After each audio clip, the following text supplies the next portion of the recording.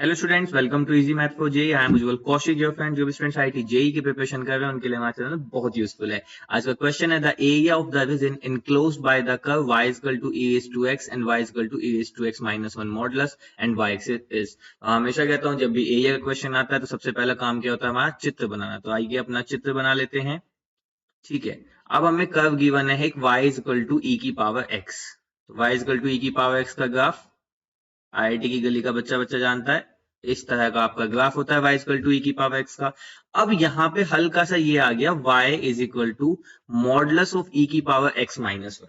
ठीक है, तो देखो बहुत सिंपल है इसको सोल्व करना। आप पहले ड्रॉ कीजिए graph y equal to e की पावर x माइनस 1 का। आप जानते हैं बहुत अच्छे से ग्राफ क्या होगा, नथिंग बट 1 यूनिट से डाउनवर्ड शिफ्ट हो जाएगा। तो ये जो ग्राफ हो जाएगा ये सेम ऐसा होगा, बस 1 यूनिट से नीचे आ जाएगा। तो ये यहां से ओरिजिन से पास करता हुआ ऐसा ग्राफ हो जाएगा। ठीक है, ये किसका ग्राफ है, y is equal to e की पावर x माइनस 1 का। और ये ऊपर वाला जो ग्राफ मैं देता हूँ ये है y is equal to e की पावर x का।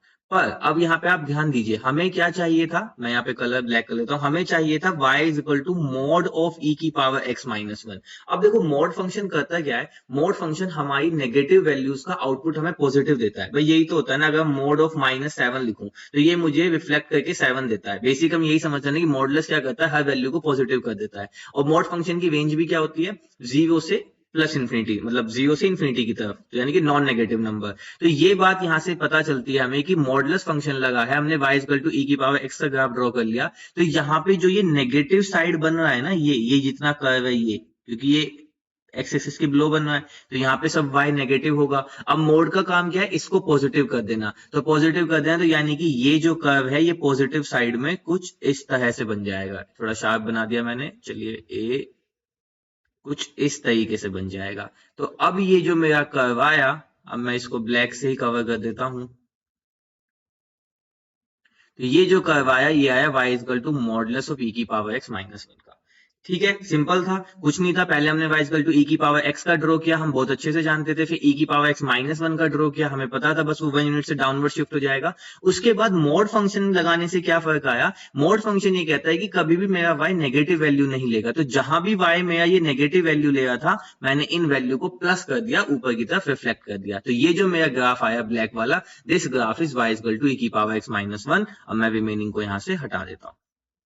ठीक है, तो ये हो गया मेरा y equal to mod of e की पावर x माइनस 1। अब यहाँ पे इनका इंटरसेक्शन पॉइंट निकाल लेते हैं। ठीक है, इंटरसेक्शन पॉइंट निकालना है तो देखो इंटरसेक्शन पॉइंट क्या होगा, जहां पे e की power x is equal to, अब देखो ध्यान देने वाली बात क्या है, यहाँ पे जो ये पॉजिटिव साइड में ये कर्व है e की पावर x माइनस 1 का, और जो लेफ्ट साइड में ये है 1 माइनस e की पावर x का। ये भी कैसे आया देखो समझते हैं।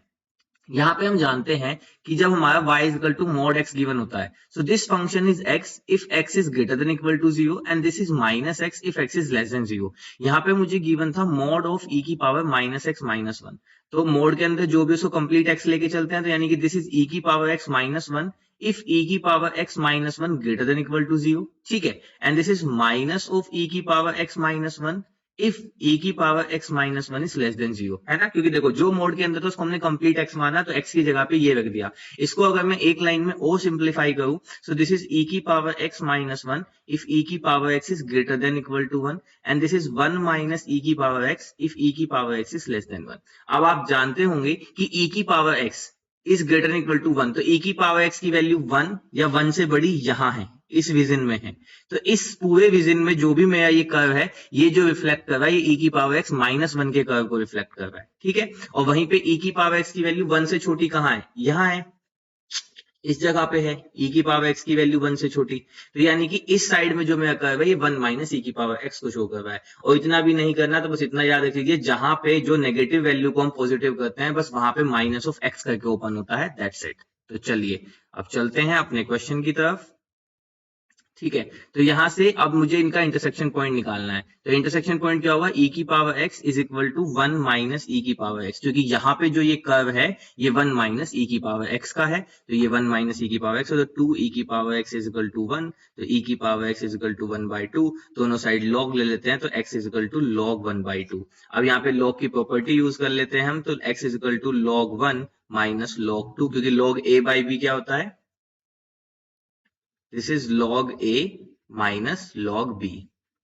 ठीक है, log 1 की वैल्यू 0 होती है, तो यहाँ के x की वैल्यू कितनी आ गई, माइनस का log 2। तो यहाँ पे जो मेरा x है वो है माइनस का log 2, तो x is equal to minus का log 2। ठीक है, अब देखो मुझे एरिया किस रीजन का फाइंड करना था, y इक्वल टू ई की पावर x का, y equal to mod of e की पावर x माइनस 1 का, एंड y एक्सिस का। तो इन तीनों से जो बाउंडेड रीजन आया मेरे पास, वो रीजन आया ये वाला। देखो e की power x, mod function of e की power x minus 1 and y axis. तो इन तीनों से जो बाउंडेड रीजन आया वो आया ये वाला रीजन।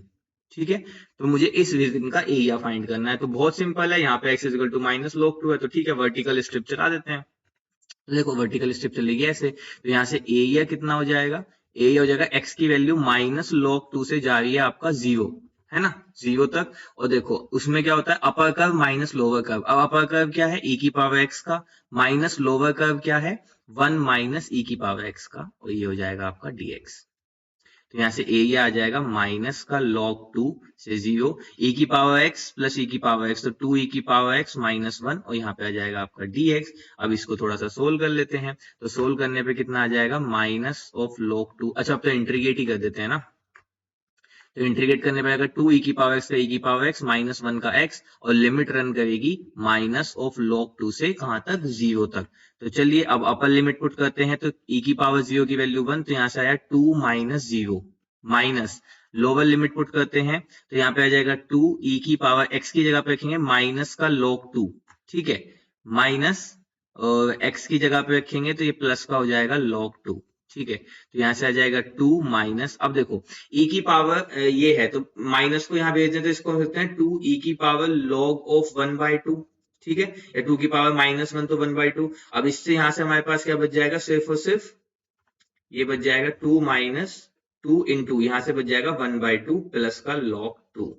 ठीक है, अब ये कैसे बचा, देखो इसका भी log की एक बहुत इंपॉर्टेंट प्रॉपर्टी होती है, a की power log b with base a, this is equal to b। यहाँ पे मुझे गिवन है e log, अब देखो नेचुरल log है तो e होगा 1/2, तो यहाँ से सिर्फ b बच जाएगा, यानी कि 1/2 बच जाएगा।